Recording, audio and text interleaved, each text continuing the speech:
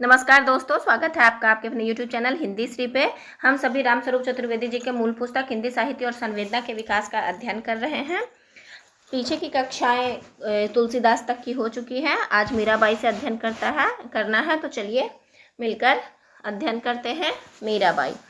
मीराबाई का काव्य उन विरल उदाहरणों में है जहाँ रचनाकार का जीवन और काव्य एक दूसरे में घुल मिल गए हैं। परस्पर के संपर्क से वे एक दूसरे को समृद्ध करते हैं। इसका अर्थ यह भी है कि जीवन वृत्त से अलग किए जाने पर इस काव्य की सृजनात्मक क्षमता घट जाती है। मिलता जुलता नारी चरित्र होने के कारण गोपियों की विरह भावना का अध्यारोपण मीरा पर आसानी से हो जाता है। उनका काव्य सूर द्वारा विस्तार में चित्रित गोपियों की विरहोन्मुखता का डिटेलिया ब्यौरा है। जीवन वृत्ति में ब्रज की गोपियों से और रचना धर्मिता में सूरदास से एक बारगी साम्य मीरा के पदों में अतिरिक्त तीव्रता भरता है। यहाँ देखिए कि ब्रज की गोपियों और सूरदास की जो एक बारगी है वो मीरा के पदों में अतिरिक्त तीव्र भाव से है। सूर के अन्य काव्य में गोचारण वातावरण की जो स्वच्छंद तन्मयता है उसकी जगह मीरा में राजस्थान से ब्रज की प्रणय यात्रा की उदग्रता है। ब्रज, राजस्थान और गुजरात में कृष्ण लीला की दृष्टि से जो सांस्कृतिक एकता रही है, मीरा की काव्य भाषा में वह भली भांति प्रतिफलित होती दिखती है। मीरा का प्रणय संचरण जैसे उनके भाषिक स्वरूप से जुड़ा हुआ है। मुरली प्रसंग में सूर ने जो लिखा है, देखिए मुरली प्रसंग में सूर जी ने क्या लिखा है। ये जो कथन है ये सूर जी का है, मीरा जी का नहीं है। सूर जी ने लिखा है, उकठे तरु भय पात पाथर पर कमल जात, आरज पथ तज्यो नाथ व्याकुल नर नारी। उसका जीवंत साक्ष्य है मीरा का व्यक्तित्व और कृतित्व। आरज पथ का त्याग गृहस्थ जीवन में सिर्फ कृष्ण के नाते से ही स्वीकार्य है। कृष्ण लीला, ब्रज की संस्कृति और ब्रज भाषा की पद परंपरा एक दूसरे से जुड़कर तो विकसित हुए ही हैं। उत्तरी भारत की शास्त्रीय संगीत परंपरा भी इस प्रभाव से गतिशील होती रही। ध्रुपद, धमार से लेकर ख्याल और भजन तक के पद या बोल ब्रज भाषा में रहे और इस परंपरा के अधिकतर प्रसिद्ध घराने ब्रज क्षेत्र में विकसित हुए। आगरा, जयपुर, ग्वालियर आदि। अवधि में रामचरितमानस जैसी विराट कृति सिरजने पर भी तुलसी जब पदों की रचना करते हैं तो ब्रज भाषा में। इस संगीत, यहाँ देखिए, रामचरितमानस जैसी विराट कृति सिरजने पर भी तुलसीदास जब पदों की रचना करते हैं, यानी कि रामचरितमानस जैसा लिखे हैं वो, उसके बाद भी वो पदों की जब रचना करते हैं तो वो ब्रज भाषा में करते हैं। इस संगीत परंपरा के चरित्र नायक तो या तो शिव हैं जो स्वयं कलाओं के अधिष्ठाता देवता हैं, या फिर कृष्ण जिनके माध्यम से संगीत और कलाओं का प्रवेश गृहस्थ जीवन में होता है। शास्त्रीय संगीत के बोल कलावंतों ने बहुत बार स्वयं बनाए और पद लिए तो अधिकतर सुर मीरा और तथा अन्य कृष्ण भक्त कवियों के। इन दोनों विधाओं का पारस्परिक संपर्क भी बना रहा। यह इस क्षेत्र की मानसिकता बनाने में काव्य और संगीत की संपृक्त भूमिका बहुत दूर तक सक्रिय रही है। ब्रज क्षेत्र की कला और कविता में कृष्ण का अभेद यदि किसी से है तो शिव से। तुलसीदास ने रामचरितमानस में राम को शिव का आराध्य दिखाया है और शिव को राम का, पर सूरदास कृष्ण और शिव में अभेद देखते हैं। भारतीय देवमाला में राम का चरित्र आदर्श की दृष्टि से मर्यादा पुरुषोत्तम का है और रचना प्रक्रिया के संदर्भ में सीधा साधा माना जाता है। कृष्ण और शिव जैसे तनाव या अंतर विरोध यहाँ नहीं दिखाई देते। राम और कृष्ण के चरित्र में जो अंतर दिखता है, जो किंवदंती के अनुसार तुलसी को मस्तक नवाने के पहले कृष्ण से धनुष बाण लेहूं हाथ कहने के लिए प्रेरित करता है, वह कृष्ण और शिव के बीच नहीं है। तब यह अकारण नहीं कि सूर ने कृष्ण और शिव के चरित्र में साम्य परिलक्षित किया है। सखीरी नंदन नंद देखूं, धुरी धुसरी जटा जुटिल, हरि किए हर भेसु, नील पाट पिरोई मनिगनन फनिग धोखे जाई, खुन खुना कर हसत हरि, हर नचत डमरू बजाई।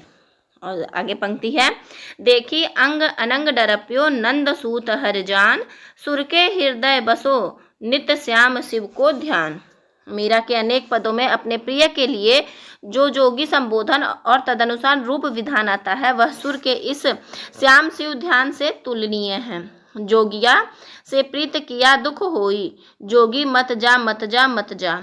जोगी महाने दरस दिया सुख होई, जोगिया ने कहियो जो आदेश। में पद का आरंभ जोगी या जोगिया के उल्लेख से होता है और अंत में गिरधर, नागर या श्याम का ध्यान आता है। प्रेम और भक्ति के संपृक्त रूप में आलंबन के लिए कृष्ण और शिव का यह संपृक्त रूप आदर्श है। व्यक्तिगत संदर्भ में विशेषतः मीरा के कृतित्व में प्रेम और भक्ति के पक्ष सहज भाव से घुल मिल गए हैं। यह संपृक्त अनुभूति जो कबीर और जायसी में अलग अलग रहस्यवादी प्रतीक पद्धति में ढलती है और सूर में कृष्ण राधा का प्रणय चित्र बनती है, मीरा में सहज आत्मानुभूति का गीत बन जाती है। कबीर की तरह मीराबाई की काव्य भाषा के आधार में कई बोली रूप मिश्रित हैं। मीराबाई की पदावली की भूमिका में परशुराम चतुर्वेदी ने दिखाया है कि मीरा में 4 भाषा स्तरों का प्रयोग है। यहाँ देखिए मीरा की पदावली रचना का नाम है जिसके रचयिता परशुराम चतुर्वेदी हैं और उसकी भूमिका में उन्होंने 4 भाषा स्तरों का प्रयोग दिखाया है। वे 4 भाषा स्तर कौन से हैं? राजस्थानी, ब्रज, पंजाबी और गुजराती। तो राजस्थानी में उनकी पंक्ति है, थे तो पलक उघोड़ो दीनानाथ, मैं हाजिर नाजिर कब की खड़ी, साजनिया दुश्मन होए बैठया सबने लागू कड़ी। ये देखिए ये राजस्थानी भाषा की थी। थे तो पलक उघाड़ो दीनानाथ, मैं हाजिर हाजिर कब की खड़ी, साजनिया दुश्मन होए बैठया सबना लागू खड़ी कड़ी। ब्रज भाषा देखिए, ब्रज भाषा में इनकी रचना है, यह विधि भक्ति कैसे होए, मन की मैल हियत ते ना छूटी, दियो तिलक सिर धोए। पंजाबी में इनकी है, हो काना किन गूथी जुल्फा करियां, हो काना किन गूथी जुल्फा करियां।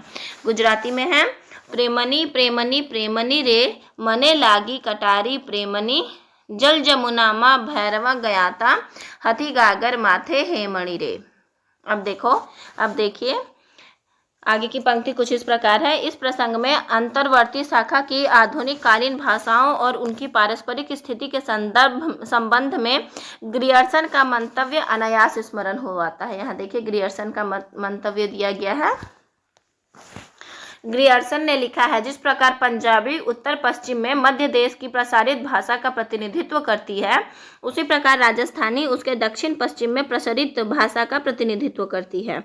इस अंतिम प्रसार कार्य में मध्य देश की भाषा राजस्थानी क्षेत्र से होती हुई गुजरात के समुद्र तट तक पहुंच गई है। यहाँ यह गुजराती का रूप धारण कर लेती है। यह भाषा सर्वेक्षण रचना से उद्धृत किया गया है। मीराबाई की काव्य भाषा के उपयुक्त विविध आधार मानव ग्रियर्सन के इस भाषा वैज्ञानिक पर्यवेक्षण को व्यवहारिक रूप में संपुष्ट करते हैं और ब्रज भाषा राजस्थानी, पंजाबी, गुजराती की तात्विक एकता को प्रदर्शित करते हैं। ब्रज से द्वारका तक चलने वाली कृष्ण भक्ति की यात्रा ने जैसे इन भाषा रूपों को परस्पर मिला दिया हो, मीरा की अपनी काव्य यात्रा इसी के समानांतर है। यहाँ यह स्मरणीय है कि मीरा ने अपने पूरे के पूरे पद इन अलग अलग बोली रूपों में नहीं लिखे, वरन अधिकतर उनकी आधार भाषा में कई भाषिक तत्वों का मिश्रण हो गया। प्रधानता ब्रज और राजस्थानी की है। यहाँ देखिए जो 4 भाषाएं बताई गई हैं, पंजाबी, राजस्थानी, ब्रज भाषा और गुजराती, ये वो बता रहे हैं कि कई भाषाओं का तात्विक मिश्रण हो गया। हालांकि मीरा की भाषा में प्रधानता किसकी है? ब्रज और राजस्थानी की है।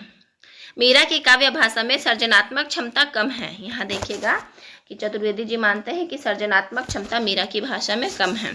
सुर या तुलसी जैसा भाषा का कुशल प्रयोग नहीं दिखाई देता। यहाँ लोकगीतों की तरह सीधी अभिव्यक्ति पर बल है। लाक्षणिक प्रयोग बीच बीच में जहाँ तहाँ भले मिल जाए। नारी होने के कारण मीरा की तन्मयता और विरह भावना कुछ अपने आप से प्रामाणिक लगती है। उनके पदों का अधिक भाषिक गठन उतना सशक्त नहीं। उदाहरण के लिए लोकगीत जैसे सीधे वर्णन द्रष्टव्य हैं। दादुर मोर पपीहा बोले, कोयल शब्द सुनावे, घूमर घटा उलर होई आई, दामिन दमक डरावे। अथवा इक कारी अंधियारी बिजली चमके, बिरहिनी अति डर पाए रे, इक गाजे बाजे पवन मधुरिया, मेहा अति झड़ लाए रे। यहाँ सीधा पारंपरिक वर्णन है। भाषिक प्रयोग से कोई विशिष्ट अर्थ क्षमता उत्पन्न नहीं होती। लोकगीतों की तरह दादुर मोर पपीहा बोले वाली पंक्ति तो इस रूपी में कई पदों में आती हैं। वर्णन का ढंग और कहीं कहीं हल्का अप्रस्तुत विधान कृष्ण काव्य के प्रसिद्ध रचयिता सूर का अनुकरण करता है, पर वहां भी बेपरवाही अधिक है। इसलिए कुछ पद विधान में सुर जैसे लग सकते हैं, पर उनमें वैसा निखार नहीं है।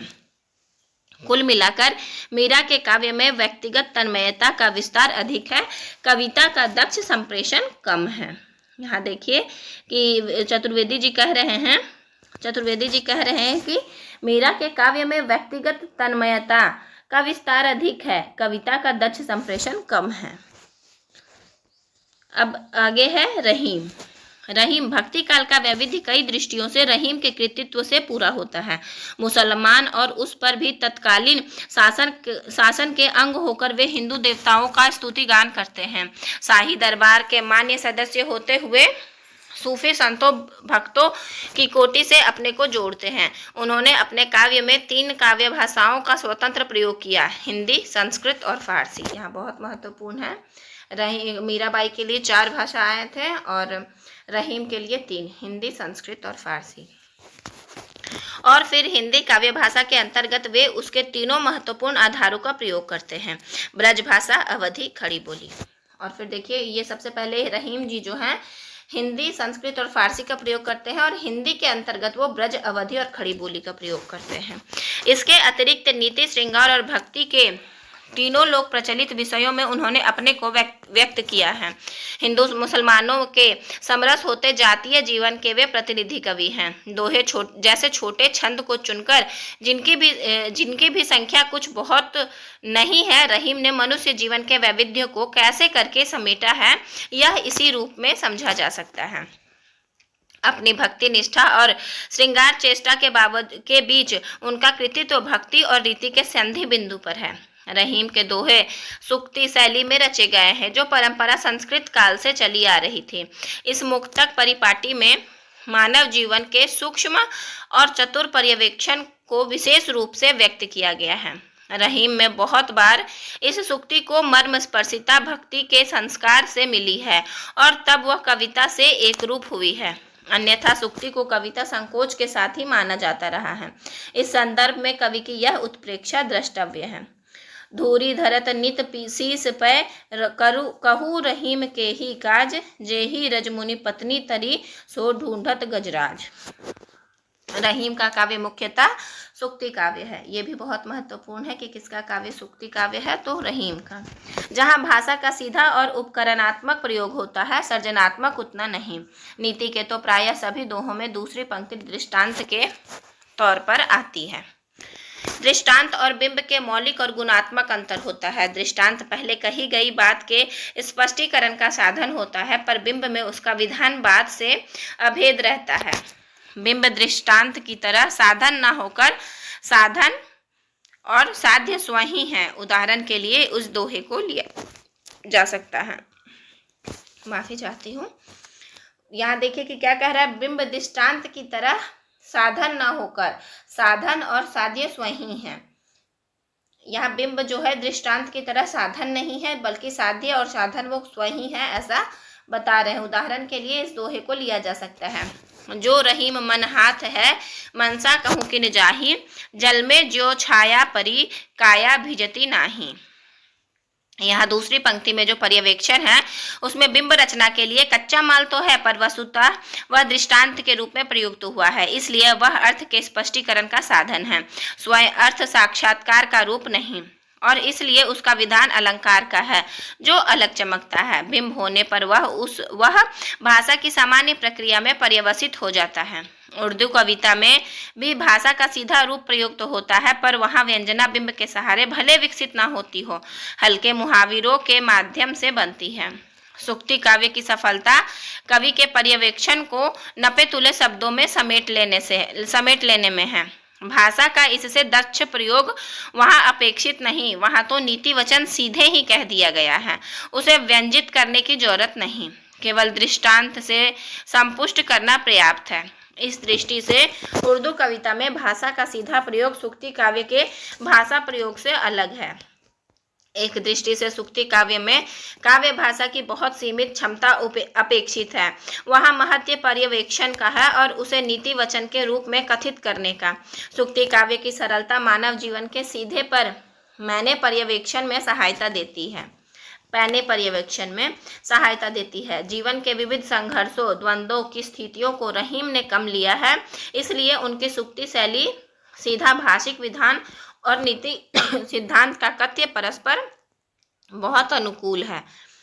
रहीम की ही शब्दावली में उनके दोहे की सुई की विनम्र वेधकता है, तरवारी की तीव्र आक्रामकता नहीं है। यहाँ देखिए, यहाँ सुई जैसा महीन ये है उनके दो शब्दावली में, रहीम की शब्दावली में। भेदने मतलब सुई जितना वार करता है ना, उतना विनम्र ही ये इनके जो शब्द है वो वार करते हैं। तलवार जैसा तीव्र आक्रामक वार नहीं है रहीम के दोहे में। या आगे की पंक्ति देखिए कि उदाहरण देते हुए उन्होंने कहा है, रहीमन देखी बड़ेन को लघु न दीजिए डारी, जहाँ काम आवे सुई कहाँ करे तरवारी। कुल मिलाकर रहीम के कृतित्व में नीति के दोहों और श्रृंगार के बरवे दोनों में पर्यवेक्षण का सरल यद्यपि पैना रूप है, पर अनुभव की संश्लिष्टता और जटिलता नहीं, जिसका चित्रण कवि के लिए अभीष्ट भी ना था। जैसा संकेत किया गया, हिंदी काव्य भाषा के तीनों महत्वपूर्ण आधारों ब्रज भाषा, अवधी, खड़ी बोली का रहीम उपयोग करते हैं। उनके कृतित्व का प्रधान और प्रसिद्ध अंश दोहे ब्रज भाषा में हैं, बरवे अवधि में लिखे गए हैं और मदनाष्टक खड़ी बोली में हैं। इस दृष्टि से अन्य अनेक कवियों की तुलना में रहीम अधिक हिंदी कवि हैं। हिंदी काव्य भाषा के आधारों में से बरवे के लिए अवधि को चुनकर कवि ने काव्य भाषा और छंद की अंत प्रकृति के सामंजस्य को खूब बारीकी से समझा है। बरवे हिंदी का छोटा छंद है और उसके विधान में कई स्थलों पर मात्रिक दृष्टि से लघु गुरु का क्रम बहुत अनुकूल पड़ता है।